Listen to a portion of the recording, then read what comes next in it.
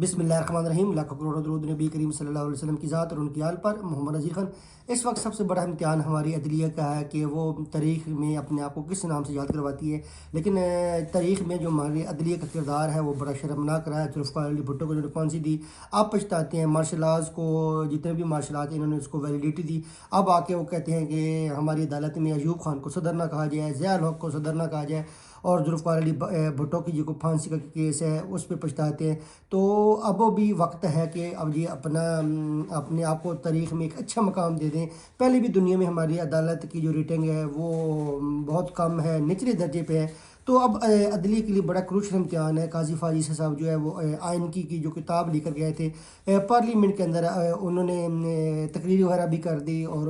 مظاہرہ بھی کر دیا۔ اب اس کا عملی وقت آ چکا ہے، کیا وہ آئین کا ساتھ دیتے ہیں، قانون کا ساتھ دیتے ہیں، یہ کمپرومائز ہوتے ہیں، یہ طاقتور حلقوں کی طرف رجوع کرتے ہیں۔ تو یہ اس وقت سب سے بڑا امتحان پاکستان کی عدلیہ کا ہے۔ اور جس طرح پی ٹی آئی کے جو نامینیشن فارم مسترد کیے گئے، یہ تو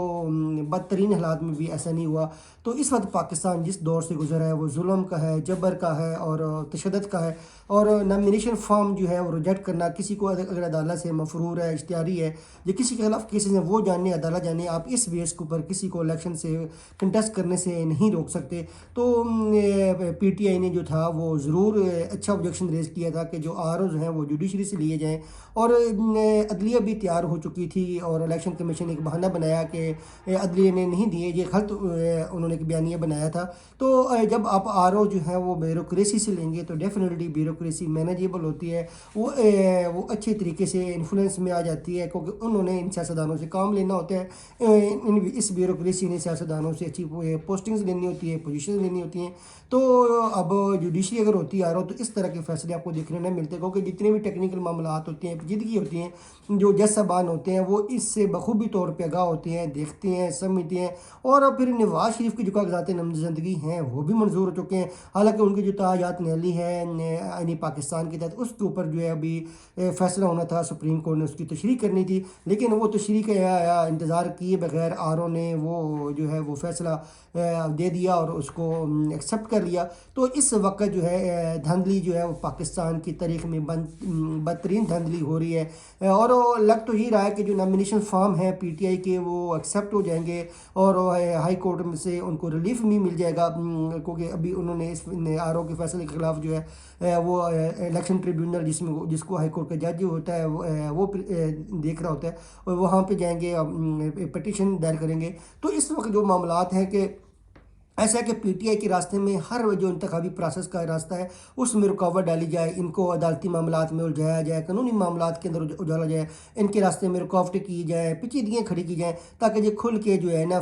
مکمل طور پہ الیکشن کمپین نہ کر سکیں۔ آپ دیکھیں اب ان لوگوں کے نامینیشنز فارم ریجیکٹ ہوئے ہیں جس کو عمران خان نے ٹکٹ کے لیے فائنل کیا تھا،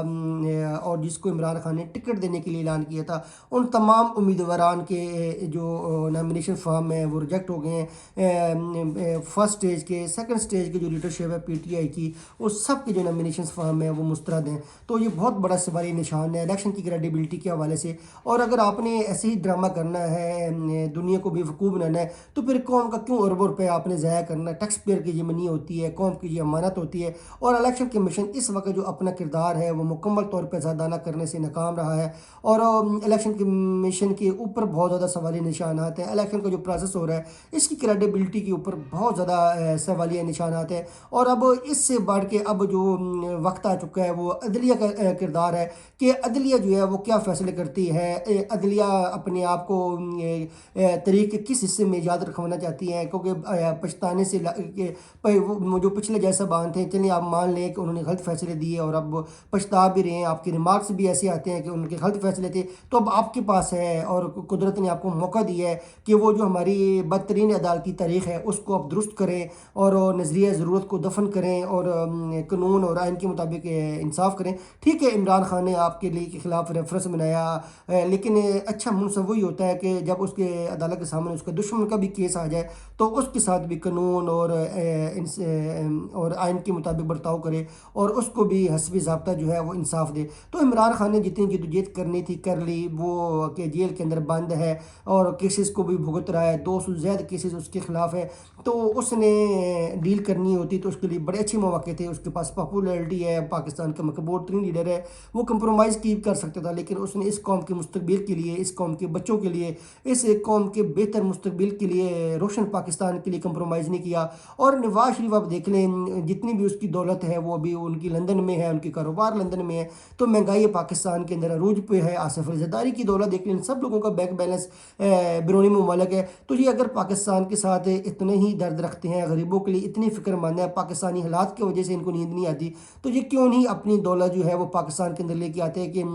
اور تاکہ پاکستان کی جو معیشت ہے اس کو سنبھالا دیا جا سکے, ڈالر کا ریٹ کم ہو, مہنگائی کم ہو, ہمارا IMF سے, ورلڈ بینک سے ہمیں چھٹکارا مل جائے. لیکن نہیں, انہوں نے ہم سب کو بھیڑ بکریاں سمجھ لیا ہے اور یہ سمجھتے ہیں کہ نہیں, یہ جو ملک ہے, یہ جو خطہ ہے, یہاں پہ ہم نے صرف اقتدار انجوائے کرنا ہے, پاور انجوائے کرنی ہے اور باہر جا کے اپنی جائیدادیں بنانی ہیں اور وہاں پہ اپنا سرمایہ محفوظ کرنا ہے. تو اس وقت جو حالات چاہ رہے ہیں وہ پاکستان کے الیکشن کے حوالے سے وہ کریٹیکل ہے, اور سب سے اہم کردار جو ہے وہ پاکستان کی عدلیہ کا ہونا ہے. اور قوم دیکھ رہی ہے, منتظر ہے کہ عدلیہ ہمارا کیا فیصلہ کرتی ہے. اور جیسا جو چیف جسٹس صاحب ہیں قاضی فاضل صاحب, انہوں نے بڑے آئینی پاکستان کی جو کتاب تھی وہ لڑائی تھی, اور اب وہ دیکھیں موقع آ چکا ہے کہ اب آپ کیا فیصلہ کرتے ہیں, اور تحریک انصاف کو مکمل طور پہ فیئر اپرچونٹی ملے کہ وہ الیکشن کنٹیسٹ کر سکیں, وہ بہتر کمپین کر سکیں. پھر یہ فیصلہ اس دفعہ عوام کو دے دینا چاہیے کہ عوام جو ہے وہ کس کے ہاتھوں میں اقتدار دیتے ہیں کہ اور کس کو سمجھتے ہیں کہ وہ پاکستان کی تقدیر کے بہتر فیصلے کر سکتے ہیں. اب جو ہے نواز شریف جو ہے وہ چور راستے سے تو آنا چاہ رہا ہے, لیکن عوام کے دلوں میں اس کی کوئی جگہ نہیں ہے, اور اس کا جو چہرہ ہے وہ عوام کے سامنے یہاں ہو چکا ہے. جو اس نے بنایا ہوا تھا کہ میں آئین پسند ہوں, قانون پسند ہوں, جمہوریت پسند ہوں, فری اینڈ فیئر الیکشن کے اوپر یقین رکھتا ہوں, اب وہ لاڈلا پلس ہے. تو ڈیفینیٹلی اب جو ہماری عدلیہ ہے اس نے بہت زیادہ اہم کردار ادا کرنا ہے اور ثابت کرنا ہے کہ واقعی پاکستان کے اندر آئین کی بالادستی ہے, قانون کی بالادستی ہے. اگر اب عدلیہ بھی کمپرومائز ہوگی تو الیکشن کمیشن سے پہلے ہی جو الیکشن کا پروسیس چل رہا ہے اس سے لوگ جو ہے وہ بڑے خوش نہیں ہیں, ان کا اعتماد اٹھتا جا رہا ہے الیکشن کے پروسیس سے. اور اب عدلیہ بھی اگر ایسی کمپرومائز فیصلے کرے گی تو ڈیفینیٹلی عدلیہ سے ہی کہ ان کا جو ہے وہ اعتماد اٹھ جائے گا. تو عدلیہ کو اپنی کریڈیبلٹی بہتر کرنی ہے, اپنی ریٹنگ اچھی کرنی ہے, اور وہ جو سابقہ تاریخ ہے اس کو نہیں دہرانا, جسٹس منیر نہیں بننا, اور ہمیشہ اچھے اور فیصلے کرنے. ایسا نہ ہو کہ پھر کوئی آنے والا بینچ وہ بیٹھا ہو آج سے 5-10 سال بعد, اور جس طرح آج ہماری سپریم کورٹ ذوالفقار علی بھٹو کا کیس لے کے بیٹھ گئی ہے اور پچھتا رہی ہے کہ عدلیہ کی طریقہ وہ بدترین فیصلہ تھا. جس طرح آج عدلیہ پچھتاتی ہے کہ ضیاء الحق کے مارشل لا کو ویلیڈیٹ نہیں کرنا تھا, مشرف کے مارشل لا کو قانونی جواز نہیں دینا تھا, ایوب خان کے مارشل لا کو قانونی جواز نہیں دینا تھا. تو کہیں ایسا نہ ہو کہ اس وقت بھی عدلیہ جی کے پچھتا رہی ہو کہ اس وقت جو الیکشن ہوا تھا اس کے اوپر ہمیں ایکشن لینا چاہیے تھا, PTI کو انصاف دینا چاہیے تھا, ROز کی جو تعیناتی ہوئی اس کے حوالے سے ہمیں پورا لیگل مائنڈ اپلائی کرنا چاہیے تھا. تو یہ اب وقت آ چکا ہے کہ بعد میں پچھتانے سے بہتر ہے کہ اب جو ہے آئین کی بالادستی قائم کی جائے اور قانون کے مطابق تمام لوگوں کو انصاف دیا جائے. پاکستان زندہ باد, پاک فوج زندہ باد.